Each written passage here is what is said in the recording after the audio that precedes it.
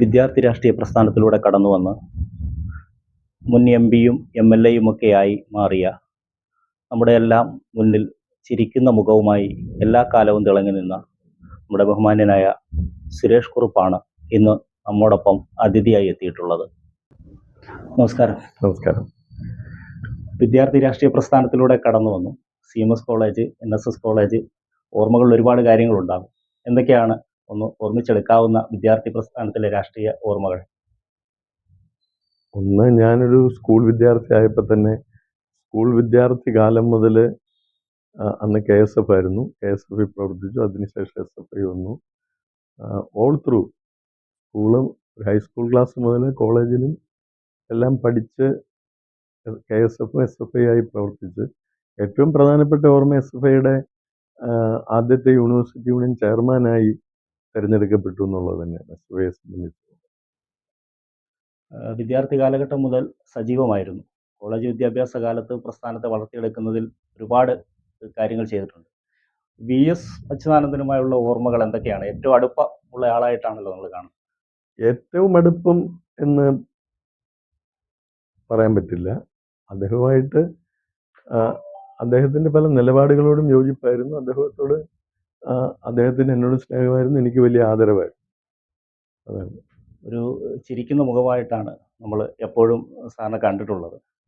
നമുക്കറിയാം, ആളുകൾക്കിടയിലേക്ക് എത്തുമ്പോൾ തന്നെ ആ ചിരിയും എപ്പോഴും മനസ്സിൽ സൂക്ഷിക്കുന്ന തരത്തിലാണ് എല്ലാവരും കണ്ടിട്ടുള്ളത്. ആ ബഹുമാനവും സ്നേഹവും എല്ലാ കാലവും എല്ലായിടത്തും ഉണ്ടാണ്. എന്താണ് ഈ ചിരിയുടെ രഹസ്യം? ഇതൊക്കെ സ്വാഭാവികമായി ഓരോരുത്തരുടെ രീതികളല്ലേ. ചിരിക്കുന്ന ഒരാൾ കൊള്ളാവുന്നവനും ചിരിക്കാത്ത ഒരാൾ മോശക്കാരനെന്ന് പറയുന്ന വല്ല കാര്യമുണ്ടോ? ഇതൊന്നും ഒരു കാര്യം. നമുക്കിപ്പോൾ സജീവ രാഷ്ട്രീയത്തിൽ നിന്ന് കുറച്ച് അകന്നു നിൽക്കുന്നത് പോലെയുള്ള ഒരു ഫീലിങ്സ് വരുന്നു. അങ്ങനെ വല്ല പറയാനുണ്ടോ? സജീവമല്ലെന്നുള്ളേ ഉള്ളൂ. രാഷ്ട്രീയം ഉണ്ടല്ലോ.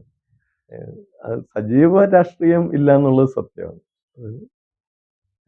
കഴിഞ്ഞ ഈ അടുത്ത് ജില്ലാ കമ്മിറ്റിയിലേക്കുള്ള ചെറിയ വിവാദങ്ങളൊക്കെ ഉണ്ടായി. തെരഞ്ഞെടുപ്പ് വിവാദമായത് ജില്ലാ കമ്മിറ്റിയിലേക്കുള്ള തെരഞ്ഞെടുപ്പുമായി ബന്ധപ്പെട്ടിട്ട് മാറി നിന്നു. അതിൻ്റെ പേരിൽ കുറച്ച് വിവാദങ്ങളൊക്കെ ഉണ്ടായി. എന്താണ് അതിന്?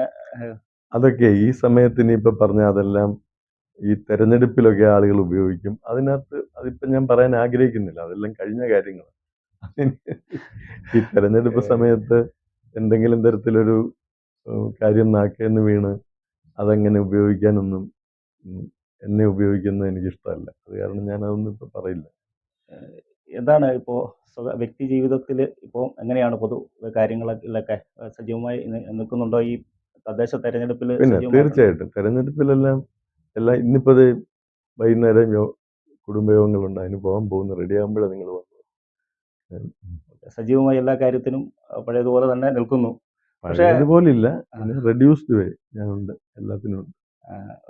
പ്രധാനമായിട്ട് നമ്മൾ ഈ സാറിൽ നിന്ന് അറിയാൻ ആഗ്രഹിക്കുന്നത് സാറിൻ്റെ രാഷ്ട്രീയ ജീവിതത്തിൽ ഏറ്റവും പ്രധാനപ്പെട്ട കാര്യമാണ് VS അടുപ്പത്തിൻ്റെ പേരിലുണ്ടായ കാര്യങ്ങൾ. അതൊക്കെ പിന്നീട് മാറുകയും ചെയ്തു. എന്തായാലും ഇപ്പോൾ ഈ പ്രവർത്തനത്തിലും സജീവമല്ല എന്ന് പറയുമ്പോൾ പോലും പാർട്ടിയോടുള്ള അഗാധമായ സ്നേഹം മനസ്സിൽ ശരിക്കും സൂക്ഷിക്കുന്നുണ്ട്. അതിനകത്തെന്താ സംശയം തന്നെ? അതിനകത്തൊരു സംശയം വേണ്ട. എന്തായാലും നമുക്കറിയാം, സജീവ രാഷ്ട്രീയം മാറി നിൽക്കുന്നു എന്നുള്ളൊരു ചർച്ച ഇപ്പോഴും പൊതുവെ ഉണ്ടാകുന്നുണ്ട്. എന്താണ്? അതായത് എപ്പോഴെങ്കിലും നിങ്ങൾ ചെയ്യുന്ന കാര്യത്തിനൊരു ഫുൾ സ്റ്റോപ്പ് ഇല്ലേ? അപ്പം ഞാനൊരു ഫുൾ സ്റ്റോപ്പ് ഇട്ടു. ആ സജീവമായ പ്രവർത്തനത്തിൽ നിന്ന് മാറണം എന്ന് തീരുമാനിച്ചു, അത്രേ ഉള്ളൂ. ഇനി ഒരു തെരഞ്ഞെടുപ്പിലേക്ക് ഒരു സാധ്യതയുണ്ടോ മത്സരരംഗത്തേക്ക്? ഇല്ല, തെരഞ്ഞെടുപ്പ് മത്സരിക്കാൻ ഉദ്ദേശിക്കുന്നു. ഇടയ്ക്ക് UDF വാർത്തകളിൽ സാറിന്റെ പേരൊക്കെ നമ്മുടെ അഭ്യുദയാംശകൾ പറഞ്ഞു വരുന്നത്. എന്തായാലും വളരെ കുറഞ്ഞ സമയം ഞങ്ങളോടൊപ്പം ചെറിയൊരു അഭിമുഖത്തിലാണ് ഞങ്ങളിപ്പോൾ വന്നത്. അപ്പോൾ സഹകരിക്കുകയും സംസാരിക്കുകയും ചെയ്തതിന് പ്രത്യേകം നന്ദി.